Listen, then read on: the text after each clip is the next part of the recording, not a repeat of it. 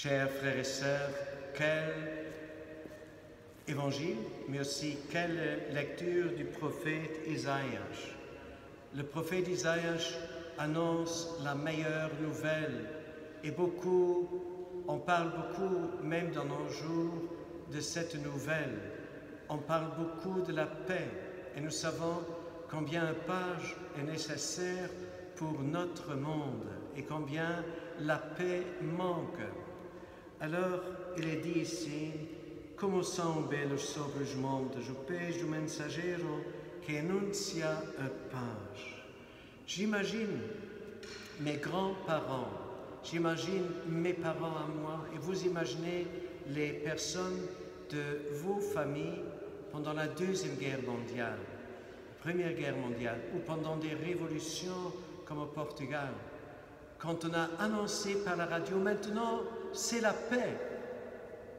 Et dans le cœur des gens, il y avait vraiment un soulagement. Mais tout le monde ne pouvait pas vraiment encore croire. Parce que pendant les guerres et les révolutions, il y a eu des choses qui étaient injustes, où des gens ont été tués. Des gens, on les a trahis. On les a conduits à la justice. On ne pouvait plus vraiment faire confiance aux voisins, peut-être même pas aux politiciens, même au sein de la famille. Alors il fallait du temps pour croire que cette paix qui était annoncée était une paix durable. Et je me rappelle comment mes grands-parents, au début des années 60, lorsqu'il y avait de nouveau des révolutions, lorsque les communistes sont entrés en Tchécoslovaquie, combien la situation était tendue dans les maisons. Espérons qu'il n'y aura plus de guerre. Voilà les paroles que j'entends dans mes oreilles de mes grands-parents. Chers frères et sœurs, est-ce que la paix qu'on annonce de nos jours, est-ce que nous pouvons croire vraiment dans la paix? Est-ce que dans notre temps, il n'y a pas, sans avoir une guerre, mais il y a comme une guerre dans les paroles, par les journalistes, comme une guerre qui disent « maintenant quelque chose de terrible va venir ». Et dans le journal le quotidien de luxembourgeois quotidien, il était dit en allemand, je vais dire en français, cette pandémie, la 4e vague, Omicron, va venir sans condition, elle est déjà en marche. C'est un langage militaire. Alors, ne me faites pas dire ou croire, je crois qu'il y a un virus, je crois.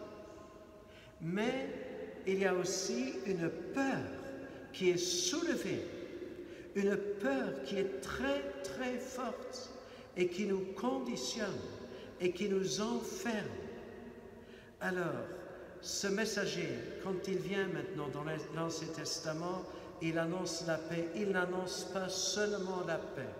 Il annonce quelque chose de plus et il va dire Boa Nova che proclama a salvação e diz a Sião, e Sião c'est nous tous, o teu Deus é rei.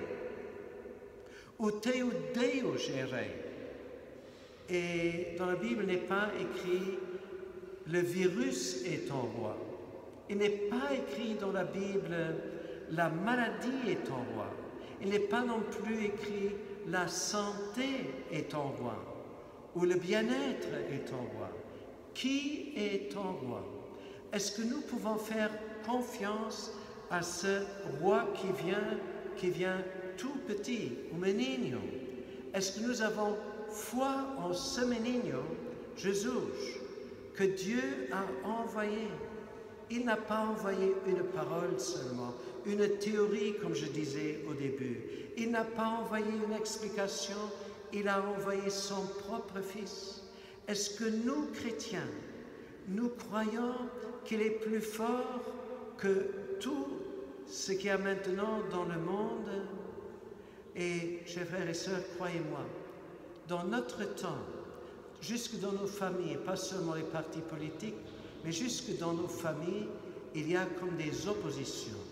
Et Jésus, il avait dit, il y aura des gens qui sont séparés la belle-fille de la belle-mère et le beau-fils du beau-père, les enfants contre le papa, 3 contre 2. Alors lorsqu'il y a ces discussions que nous menons maintenant par rapport à une maladie, jusque dans nos familles, jusque dans nos églises, il y a vraiment des problèmes, et beaucoup trop. Est-ce que nous pouvons croire, est-ce que nous sommes prêts à croire que Jésus est la paix, qu'il est notre roi? Maintenant, je dis quelque chose, mais ce n'est pas pour... Bon, ça va vous faire sourire. Il y a le bolo d'oreille. Qui est-ce qui a mangé aujourd'hui le bolo d'oreille? Personne. Vous êtes portugais ou pas? J'ai eu 2 bolos d'oreille. 2. Je ne sais pas quand je vais les manger, ils sont bons. À chaque fois que nous allons manger un morceau du bolo d'oreille, rappelons-nous qui est notre rey, que Dieu est notre roi. Cette tradition, elle est bonne, mais elle nous rappelle qui est le roi, mais c'est Jésus. Chers frères et sœurs, il est temps pour nous d'accueillir Jésus à nouveau et en profondeur, pour que nous puissions nous respecter les uns qui sont vaccinés et respecter aussi ceux qui ne sont pas vaccinés. Que nous ne fassions pas cette tension. Nous, chrétiens, nous ne devons pas faire avec. Celui qui se laisse vacciner, il a ses raisons. Celui qui ne se laisse pas vacciner, il a ses raisons à lui. OK? Moi, je ne vais pas dire ce que vous devez faire. Chacun est grand et responsable de sa vie. Voyez? Mais avec toute cette discussion, plus importante que tout cela, qui est ton roi? Jésus, il est la paix. Et Jésus, il vient pour nous réconcilier. Et là où il y a cette séparation entre Dieu et l'homme, et entre les hommes entre eux, il y a Jésus qui vient et qui dit « Jetez toutes ces tensions, tous ces problèmes, toutes ces angoisses, toutes ces querelles, jetez-les sur moi. » Et maintenant, je vais vous lire quelque chose qui est très très beau, que j'ai lu ce matin. Vous savez, les prêtres, ils prient chaque matin. Il y a aussi des gens, des baptisés, qui prient les psaumes. Et alors, il y a une lecture aujourd'hui d'un grand pape. Et ce pape, c'est Léon le Grand. Il est mort en 461, donc ça fait bien longtemps. Et quand j'ai lu ces paroles à lui, je me suis dit, mais est-ce qu'il y avait une pandémie à son temps aussi? Il parle pour notre temps. Il ne pouvait pas savoir. Il parle pour notre temps. Il dit, « Notre Sauveur, mes bien-aimés, est né aujourd'hui. Réjouissons-nous. Il n'est pas permis d'être triste lorsqu'on célèbre l'anniversaire de la vie.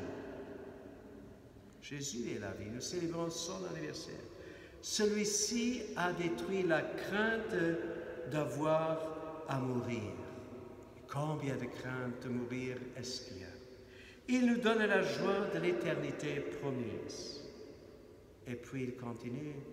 Personne n'est tenu à l'écart de cette allégresse, car le même motif de joie est commun à tous, pour les uns et les autres.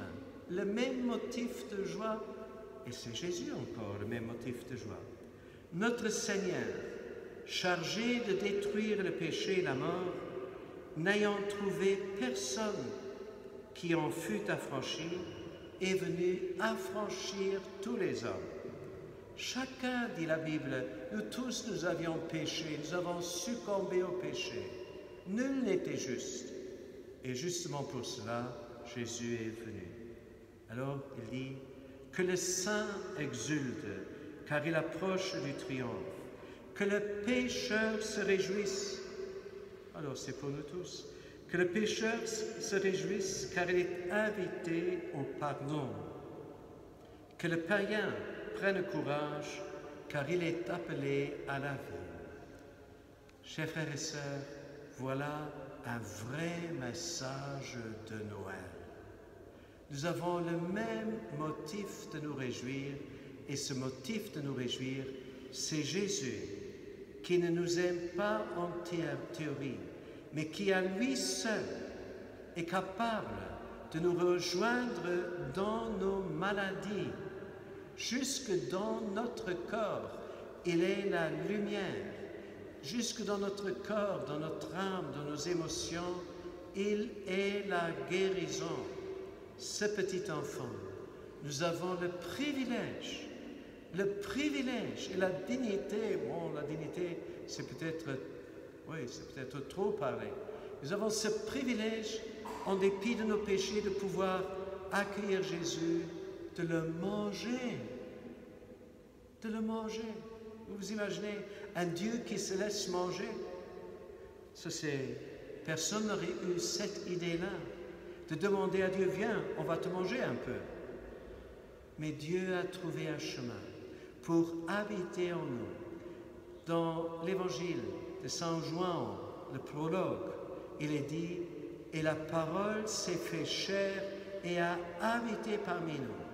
Il n'habite pas maintenant dans une chambre de chaque maison, non, et pas seulement dans les tabernacles de l'Église, mais il habite en toi, en chacun de nous. Il vient pour habiter. Il ne vient pas pour nous dire bonjour pendant la messe de Noël et au revoir Jésus. Maintenant, c'était bon, c'était bien sympa. Non. Lorsqu'il vient, il reste. Il habite, il demeure parmi nous. Et si nous lisons dans les Grecs, comme l'original du Nouveau Testament, il y a autre chose qui est écrit. Il a dressé sa tente parmi nous. Sa tente, pas des murs, mais c'est comme s'il était au camping. Il a dressé sa tente en nous. Mais en fait, il dresse sa tente en toi et en moi, dans l'Église, dans nos cœurs. Que par l'intercession de Marie et de son cœur immaculé, comme le dit la Vierge Marie à Fatima, son cœur immaculé qui va triompher, que ce soit le triomphe dans notre cœur, que Jésus soit le roi triomphateur dans notre cœur, dans nos vies, dans nos familles, in nome du Pai, du Figlio, du Spirito Santo. Creo en un solo Deus, Pai Todopoderoso, Criador do céu